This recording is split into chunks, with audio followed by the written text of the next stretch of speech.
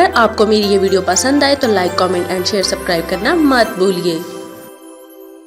السلام علیکم معزز ناظرین، جیسا کہ آپ لوگ جانتے ہیں ہم پڑھ رہے ہیں سیرت نبوی صلی اللہ علیہ وآلہ وسلم، لیکن شروع کرنے سے پہلے میری آپ سب سے گزارش ہے کہ ایک دفعہ نبی کریم صلی اللہ علیہ وآلہ وسلم پر درود شریف پڑھ دیں، اور اس کے بعد جہاں بھی نبی کریم صلی اللہ علیہ وآلہ وسلم کا نام مبارک آئے وہاں پر درود شریف ضرور پڑھیں، اور اگر آپ درود شریف نہیں پڑھ سکتے تو کم از کم صلی اللہ علیہ وآلہ وسلم ضرور کہیں۔ تو چلیں شروع کرتے ہیں۔ اس کے باب نمبر 102 ہے جس کا نام ہے طائف کا محاصرہ۔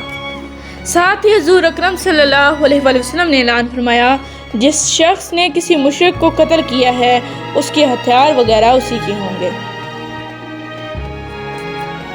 حنین کے میدان سے شکست کھا کر بنی حوازن کے کچھ لوگ اوتاس کے مقام پہنچ گئے، انہوں نے وہاں ڈیرے ڈال دیے۔ حضرت صلی اللہ علیہ وسلم نے حضرت ابو عامر اشری رضی اللہ تعالیٰ عنہ کو ایک دستہ دے کر ان کی طرف روانہ فرمایا اور خود اپنے خیمے میں تشریف لے آئے۔ حضرت عائذ بن عمرو رضی اللہ تعالیٰ عنہ سے روایت ہے کہ غزوہ حنین میں میری پیشانی میں ایک تیر آ کر لگا، خون بہہ کر میرے سینے پر گرنے لگا۔ نبی کریم صلی اللہ علیہ وسلم نے اپنے دست مبارک میری پیشانی سے پیٹ تک پھیرا، خون اسی وقت بند ہو گیا اور میرے لیے دعا فرمائی۔ آپ صلی اللہ علیہ وسلم کے ہاتھ کا نشان میری پیشانی پر باقی رہ گیا۔ حضرت خالد بن ولید رضی اللہ تعالیٰ عنہ بھی اس جنگ میں زخمی ہوئے تھے۔ حضرت صلی اللہ علیہ وسلم نے اپنا لعاب دین ان کے زخم پر لگایا۔ وہ فرماتے ہیں کہ تکلیف اسی وقت جاتی رہی۔ حنین بھی مشرکوں کی شکست کے بعد بہت سے لوگ مسلمان ہو گئے۔ وہ جان گئے تھے کہ رسول اللہ صلی اللہ علیہ وآلہ وسلم کو اللہ تعالیٰ کی مدد حاصل ہے۔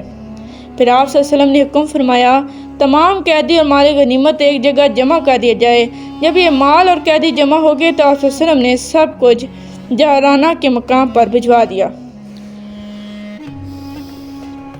غزوہ طائف سے واپسی تک کا یہ سارا سامان وہیں رہا، یعنی اس کے بعد مسلمانوں میں تقسیم ہوا۔ پھر حضرت صلی اللہ علیہ وسلم کو معلوم ہوا کہ بنی حوازن اور اس کا سردار مالک بن اوس شکست کھانے کے بعد طائف پہنچ گئے ہیں، اور طائف اس وقت بھی ایک بڑا شہر تھا۔ ان لوگوں نے وہاں ایک قلعے میں پناہ لے رکھی تھی۔ یہ اطلاع ملنے پر حضور اکرم صلی اللہ علیہ وسلم طائف کی طرف روانہ ہوئے۔ آپ نے ہر اول دستے پہلے روانہ فرمائے۔ اس دستے کا سالار حضرت خالد بن ولید رضی اللہ تعالیٰ عنہ کو مقرر فرمایا۔ آخر یہ لشکر طائف پہنچ گیا اور اس قلعے کے پاس جا ٹھہرا جس میں مالک بن اوف اور اس کا بچہ کچا لشکر پناہ لے چکا تھا۔ مسلمانوں نے جو نہیں اسلامی لشکر کو دیکھا مشرکوں نے جو نہیں اسلامی لشکر کو دیکھا انہوں نے قلعے پر سے زبردست تیر اندازی کی۔ ان تیروں سے بہت سے مسلمان زخمی ہو گئے۔ ایک تیر حضرت ابو سفیان بن حرب رضی اللہ تعالیٰ عنہ کی آنکھ میں لگا، ان کی آنکھ باہر نکل آئی۔ یہ اپنی آنکھ ہتھیلی پر رکھے حضور اکرم صلی اللہ علیہ وسلم کی خدمت میں عرض کیا، اے اللہ کے رسول، میری یہ آنکھ اللہ کے راستے میں جاتی رہی۔ حضرت صلی اللہ علیہ وسلم نے ارشاد فرمایا، اگر تم چاہو تو میں دعا کروں گا تمہاری یہ آنکھ واپس اپنی جگہ پر ٹھیک ہو جائے گی، اور اگر آنکھ نہ چاہو تو پھر بدلے میں جنت ملے گی۔ اس پر انہوں نے فرمایا، مجھے تو جنت ہی عزیز ہے۔ یہ کہا اور آنکھ پھینک دی۔ غزوہ طائف میں جو لوگ تیروں سے زخمی ہوئے تھے ان میں سے 12 آدمی شہادت پا گئے۔ آخر حضرت صلی اللہ علیہ وسلم قلعے کے پاس سے ہٹ کر اس جگہ آ گئے جہاں اب مسجد طائف ہے۔ قلعے کا محاصرہ جاری تھا کہ حضرت خالد بن ولید رضی اللہ تعالیٰ عنہ لشکر سے آگے نکل کر آگے بڑھے اور پکارے، کوئی ہے جو میرے مقابلے پر آئے؟ ان کی للکار کے جواب میں کوئی مقابلے کے لیے نہ آیا۔ قلعے کے اوپر سے عبد یلیل نے کہا، ہم میں سے کوئی شخص بھی قلعے سے اتر کر تمہارے پاس نہیں آئے گا، ہم قلعہ بند رکھیں گے۔ ہمارے پاس کھانے پینے کا اتنا سامان ہے کہ ہمیں برسوں کا ہی ہو سکتا ہے۔ جب تک ہمارا غلہ ختم نہیں ہو جاتا ہم باہر نہیں آئیں گے۔ تم اس وقت تک ٹھہر سکتے ہو تو ٹھہرے رہو۔ محاصرے کو جب کئی دن گزر گئے تو حضرت عمر رضی اللہ تعالیٰ عنہ نے حضرت صلی اللہ علیہ وسلم سے پوچھا، آپ طائف والوں سے یہ فیصلہ کون حملہ کیوں نہیں فرما رہے؟ اس کے جواب میں حضرت صلی اللہ علیہ وسلم نے ارشاد فرمایا، اب بھی مجھے طائف والوں کے خلاف کارروائی کرنے کا حکم نہیں ملا۔ میرا خیال ہے کہ ہم اس وقت اس شہر کو فتح نہیں کریں گے۔ آخر جب اللہ تعالیٰ کی طرف سے حکم ملا تو آن حضرت صلی اللہ علیہ وسلم نے واپسی کا حکم فرمایا۔ لوگوں کو فتح کے بغیر واپس جانا اچھا نہ لگا تو آن حضرت صلی اللہ علیہ وسلم نے ان کی ناگواری بھانپ لی، چنانچہ فرمایا اچھا تو پھر حملے کی تیاری کرو۔ لوگوں نے فوراً حملے کی تیاری کی اور قلعے پر دھاوا بول دیا۔ اس طرح بہت سے مسلمان زخمی ہوئے اور اس کے بعد آپ نے پھر اعلان فرمایا اب ہم انشاءاللہ روانہ ہو رہے ہیں۔ اس مرتبہ یہ اعلان سن کر لوگ خوش ہو گئے اور فرمانبرداری کے ساتھ کوچ کی تیاری کرنے لگے۔ یہ دیکھ کر آپ صلی اللہ علیہ وسلم ہنس پڑے۔ آپ صلی اللہ علیہ وسلم کی ہنسی اس بات پر آئی کہ پہلے تو لڑنے پر تیار تھے اور واپس جانے کو برا محسوس کر رہے تھے، اب کس قدر جلد اور خوشی سے واپس جانے کے لیے تیار ہو گئے ہیں۔ دراصل اب صحابہ کرام رضی اللہ تعالیٰ عنہ نے جان لیا تھا کہ اللہ کے رسول کی رائے ہی بالکل درست تھی۔ واپس روانگی کے وقت آن حضرت صلی اللہ علیہ وسلم نے ارشاد فرمایا اللہ تعالیٰ کے سوا کوئی معبود نہیں اور اس کا وعدہ سچا ہے۔ اس نے اپنے بندے کی مدد فرمائی، اسے اکیلے نے احزاب کو شکست دی۔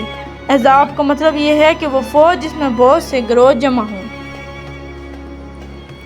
کچھ آگے بڑھنے پر آپ صلی اللہ علیہ وسلم نے فرمایا ہم لوٹنے والے ہیں، توبہ کرنے والے ہیں، عبادت کرنے والے ہیں اور اپنے پروردگار کی اور اس کی تعریفیں بیان کرتے ہیں۔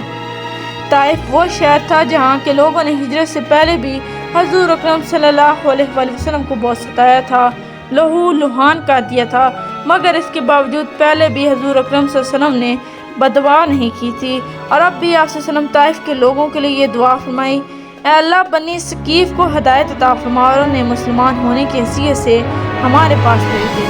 اس لڑائی میں حضرت ابوبکر صدیق رضی اللہ تعالیٰ عنہ کے بیٹے حضرت عبداللہ رضی اللہ تعالیٰ عنہ بھی زخمی ہوئے تھے۔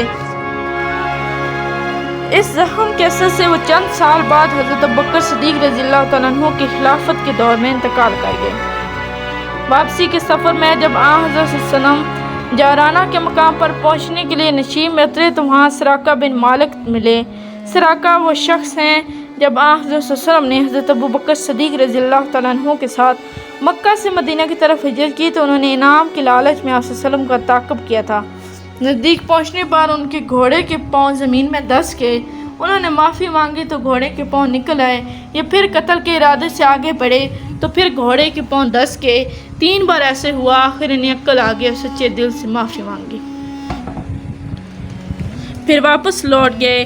اس وقت یہ مسلمان نہیں ہوئے تھے، لیکن انہوں نے آپ صلی اللہ علیہ وسلم سے کہا تھا اے محمد میں جانتا ہوں ایک دن ساری دنیا میں آپ کا بول بالا ہونے والا ہے، آپ لوگوں کی جانوں کے مالک ہوں گے، اس لیے مجھے اپنی طرف سے ایک تحریر لکھ دیجئے تاکہ جب آپ کی حکومت کے دور میں آپ کے پاس ہوں تو آپ میرے ساتھ عزت سے پیش آئیں۔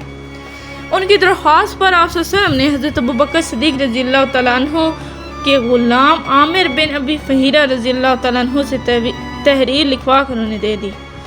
سراقہ اب حضور اکرم صلی اللہ علیہ وسلم سے ملاقات کے لیے ہی آئے تھے اور جارانہ کے مقام پر یہ ملاقات ہوگی۔ اس مقام پر مسلمان غزوہ حنین کا مال غنیمت منتقل کر چکے تھے۔